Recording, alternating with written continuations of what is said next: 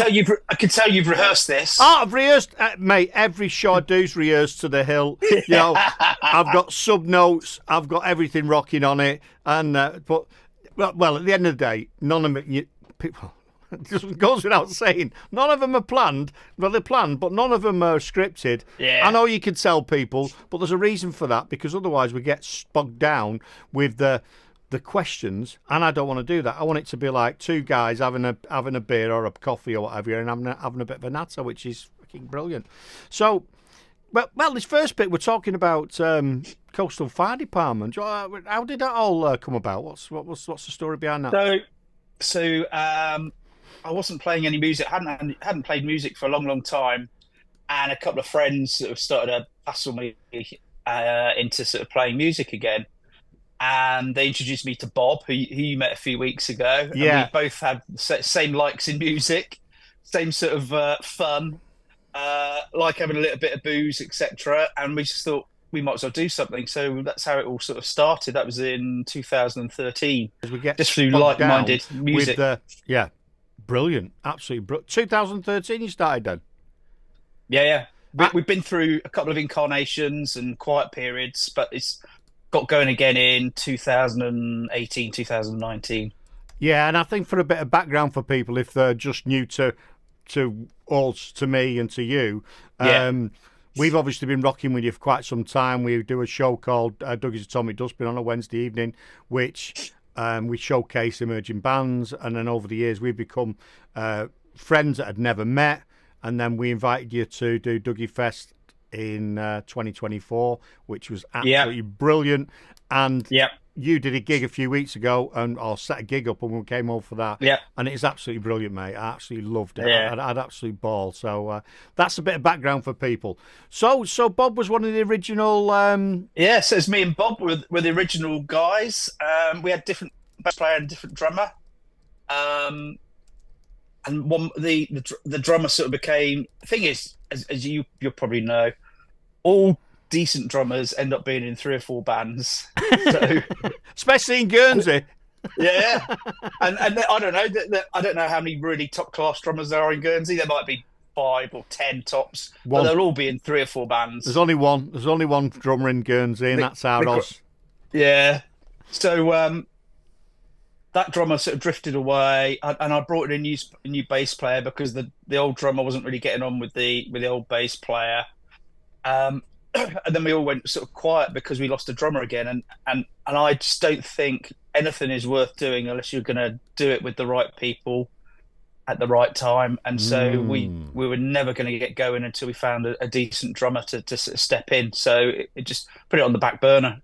Yeah, you're right. Actually, it's like everything you do.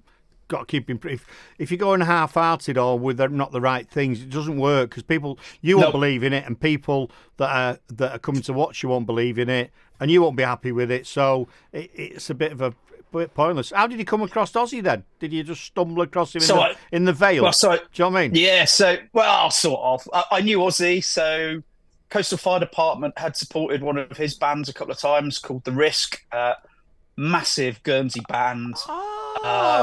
Been there, done it, seen it, yeah. So our drummer, so we released a little bit of music, and then there's a little bit of argy-bargy going on a little bit, and our drummer was being a bit of a pain and being a bit difficult, and I basically told him to sort of focus on the music and cut out the crap, and he just said, nobody tells me what to do, and stormed off. And I thought, fine. And then I spoke to a few people about drummers, and I spoke to Mark, who runs the band The Risk, and he sort of said, Ozzy is your man. Ozzy's your man. Get Ozzy.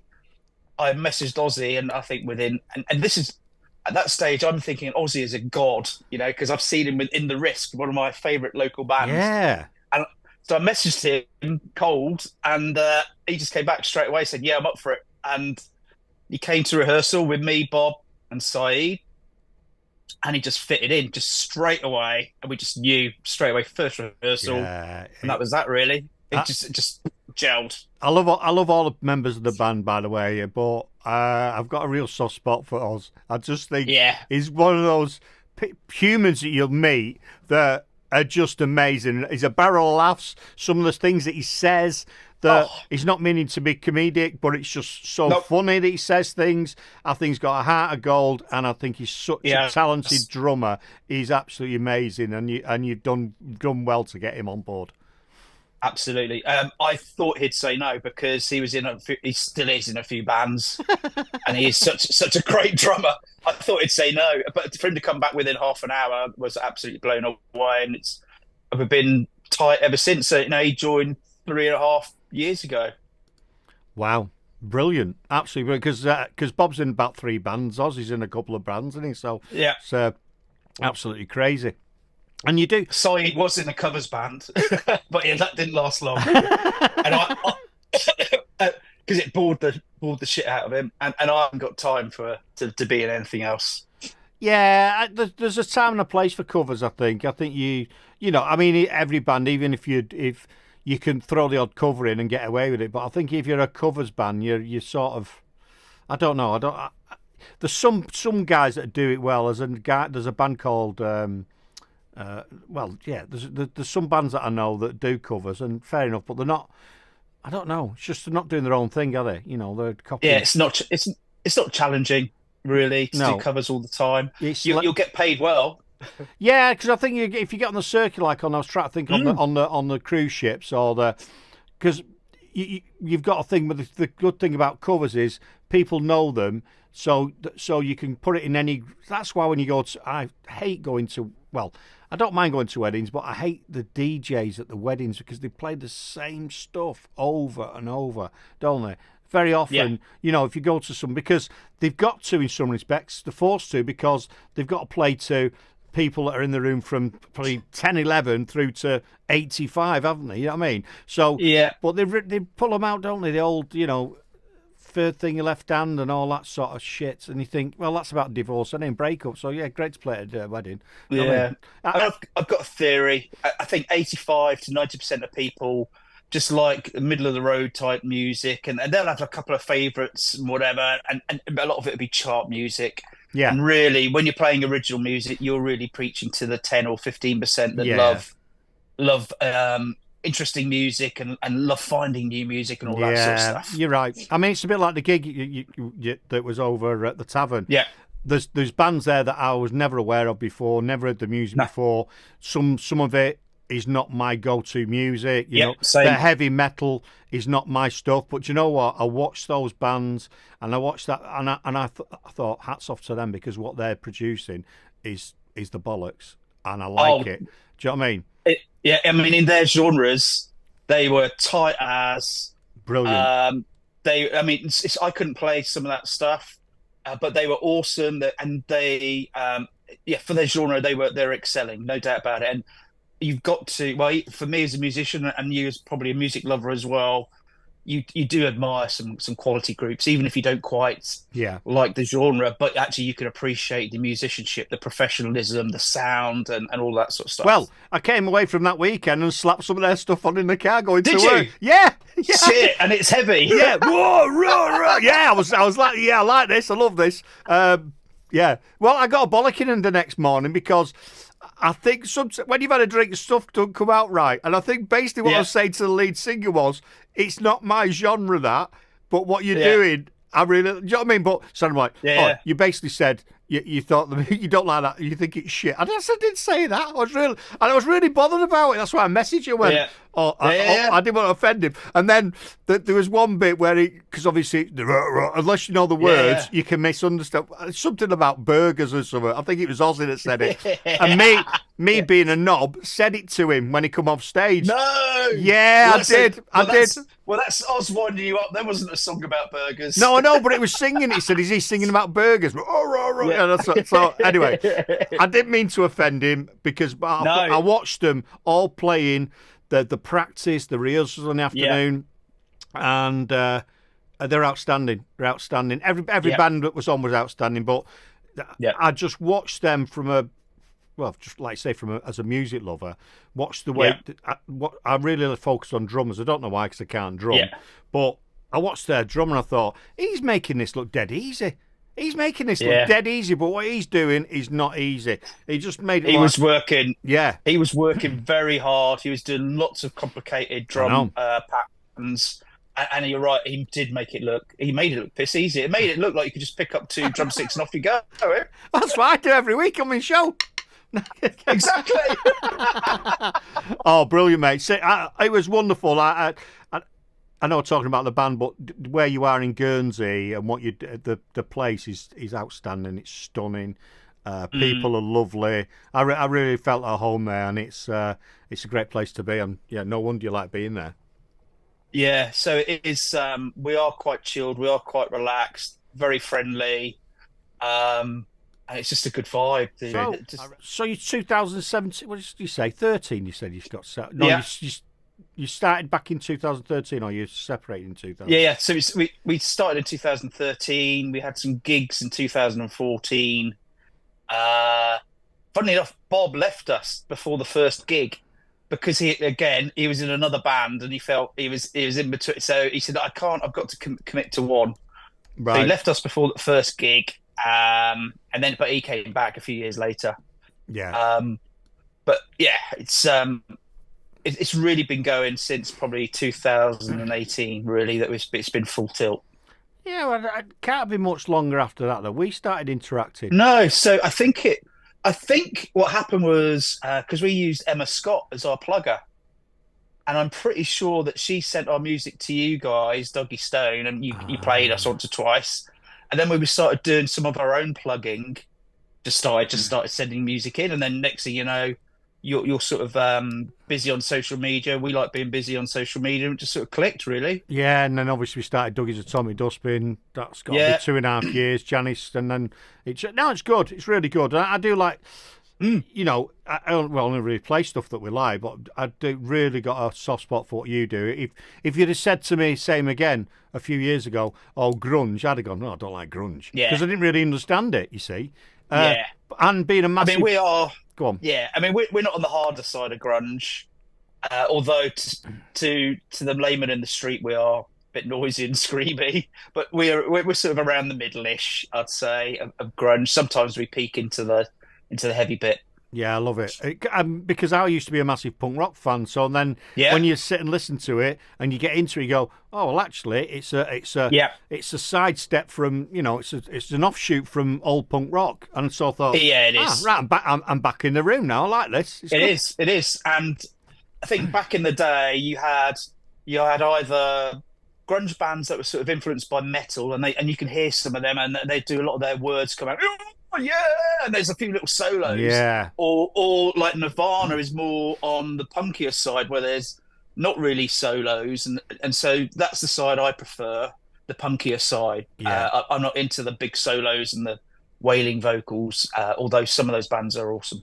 Yeah. No, God, it's each to their own. You might as well do what you want to do rather than just think, that they're doing well, so I'm going to copy them. That makes absolutely no sense whatsoever. So you've recently done this gig, and you've because you do come over to UK, don't you? You come over to England and gig. So we've played in London a few times. We've obviously now played with you guys. We're trying to get a few gigs in the South Coast, but the problem is when you're a smaller band, you have to do it all yourself, really, and you need to sort of develop a network and push a little bit. So we've got a number of friends that we've built up over time, based in Brighton, a few other places, and we're just trying to get some gigs, sort of Brighton, Portsmouth, that sort of area. We've got a friend who's in Manchester, so those sort of things. We like going out and about because we like meeting new people, and it's a bit of fun. No, it's brilliant, mate, and it's good. It was great having you here. I couldn't believe you flew over. I mean, you all flew over from Guernsey, spent the weekend here, which was magical. And then obviously Sandra Kate got to know you, and we came over for the gig. And on the flight back, she's like, "Have you not invited them back to do it this year?" I went, No, well, I didn't next year. I says, no, I didn't think they'd want to do it. There's a lot of cost involved and flights and weekend and all that. She went, well, I think you need to ask them. So I was like, right, okay then. Yeah, let's do it. And I hadn't even thought about it. I said, no, I don't think they want to come. I think they said that they'll come back in a few years when it gets bigger. And she went, no, go and ask them. Get them over again. Anyway, and you're coming, which is absolutely brilliant, honestly. Yeah, absolutely. And it's, I mean, our focus is trying to gig in the UK a little bit more, just because Guernsey's quite small and our music's niche. That's all. Yeah, no, it'll be good, and hopefully you might have a gig on the Friday now, which you. Yeah. So there's a DJ in Birmingham who loves us, puts us on his show all the time, and he said, if I don't find you a gig, I will put on a gig for you, because he's involved with the music scene. So is that the Friday night? Yeah. Well, we not normally what we do, Dougie Fest. The Friday night tends to be last minute radio check, and then one or two people that are coming for the weekend and stay in hotels normally come and have something to eat and a drink. I should imagine if there's a gig on, there'll be a few people going to Birmingham and watching the gig. Well, you'd be more than welcome to join us for a few tequilas and whatever. Oh no! Oh Jesus! I know. Yeah, we'll see what happens. But yeah, I should imagine. It depends where I'm up to everything, but that'd be great, because if everything goes to plan, I'll have the Friday evening. If not, you know what it's like, last minute stuff, making sure everything's ready. Well, we'll probably be with you not long after lunchtime, so we can do a quick sound check if that's what you want us to do, help you out, and then we're probably off. Yeah, brilliant. But yeah, we'll see what happens. We'll probably get you to the gig, getting you back again, and that's the issue. But we'll sort no doubt we'll sort something out. When we bring back all these groupies as well. Yeah. I mean, if you pick us up, you might need a van. A van, yeah. Well, I could lend you my car, but I'm not putting Bob on my insurance. That's for certain. No, I just don't. There's just something there. Yeah. Bob is 6'8" and breaks things. So Bob, he won't even fit in my car. I'd have to, you know what I mean? He'll have to tilt the seats back to get in. But yeah, no, it's going to be good, and we've got time to plan that. But it's brilliant that you're going to get somewhere, which is wonderful. Cool. Is anything? What else about this? Is anything else about the band? Have we covered most of the things? Yeah, I mean, that's us really. That's what we do. We try and put out music regularly. We are working on about 28 different tracks at the moment, so we've just honed that in a little bit. Really? Yeah. So I've been struggling to come up with lyrical ideas, and so what I did is I went into the studio with our producer in September, and we recorded the bare bones of number of ideas that I had. It came out at 28, which is more than I thought. And so we just sort of set them out as a potential song, so that I can then go away and listen to it, come up with ideas, the band can listen to it. And we're sort of now honing that down to about 8 for now. But I'm quite happy with all of them, because we do filter a lot. So if I've got 75 ideas, I doubt more than 10 of those will actually turn out into a song that I actually will be happy to play. Yeah, and that makes sense, and that's with a lot of stuff. You need to have it's a bit like if you're doing a business plan or a business idea. You need to have a massive funnel with all these ideas, and then it comes down just to a few at the end. Otherwise, you've got to critique it down, haven't you? You've got to get it down to that is bang on. That's bang on. And that's part of the problem of some bands is they don't have that internal filter. Yeah, well, and they'll have 5 songs and go, oh my god, but let's do them. And that, actually, when you critique it, you think those 2 didn't really do much for you. Really, you could have left those behind and focused on those 3. Yeah. Well, what I'm going to do, and I'll have to cut this bit out when it goes onto the old YouTube, because I'll get done for copyright infringements. I'm going to play little snippets from a couple of your tracks, so people that have not discovered you, I don't know who you are, they know your sound, and it's just reminded me one of the things from Dougie Fest. It's like a lot of things. We wanted to do a certain thing with Dougie Fest, and one of the things we wanted to do was be able to beam out to people wherever they were, and they could come and watch a gig. But not only that, what I really wanted to do was get people to network, get the bands to get together and network with each other and see what happened. And one of the things that I'm immensely proud of is the fact that the last two ones we've done, we end the show. We started with him at the first time, the big boss, and we ended with him this time. And he remixed a track from Smoking Eskimo the first year, which is great. And then last year, he remixed one of your tracks, which is Regret. And I just, it blows my mind to think if we hadn't have done that Dougie Fest, we wouldn't have got you two together and created that track. So I say to people, the only reason this track's on the internet is because of us. And I'm like, and it just blows my mind. So we have never had any intentions of remixing any of our music to sort of take into play, electronic or dance or whatever. Never any plans. So it was mainly down to Saeed, who was talking to Martin, and I think later in the night we're all quite pissed, and so I said, Martin's going to do Regret. I went, yeah, fine, go for it. Just let it go. I thought we'd hear nothing. I thought we'd hear nothing further. No, and mate. then about 72 hours later, the finished track has just been dropped in my inbox. Like, oh my god! I know, and he's absolutely brilliant. And see, the thing is about that, he was sat there drinking all day because he was on at the night, and he was just minding his own business. He was ballooned. He was gone because the first year he came, did his stuff. He stayed for a bit. I watched a few bands, and then he went. But he was driving, so he didn't have a drink, so he enjoyed it.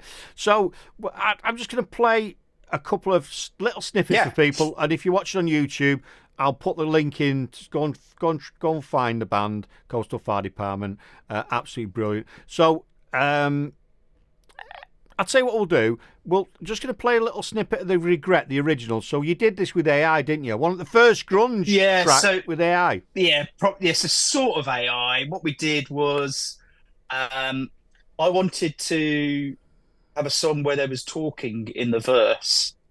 And I recorded Regret with the guys, did the talking, and then Sai said, I don't like that. Right.